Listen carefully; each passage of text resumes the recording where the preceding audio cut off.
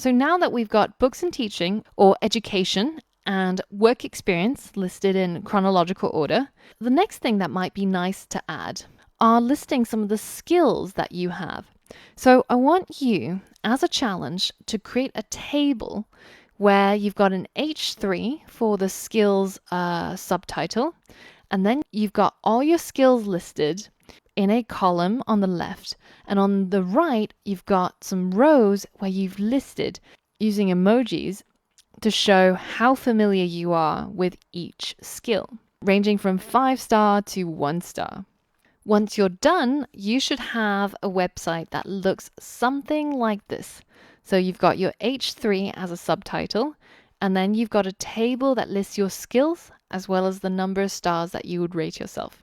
And to get bonus points, you can also use tables to affect the layout of your skills. So you end up separating your skills into 2 columns and making it look a little bit like this. And this is what you should end up with, or rather this is what you're aiming for. So I've added an extra skill so that we have 4 skills, and they are laid out side by side so that there's 2 columns of these skill sets. And it's really important to note these 2 sections should be distinct from each other.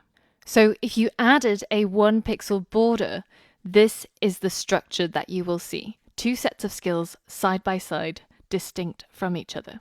So if you want to give that challenge a go, then this is a good time to pause the video and give it a try.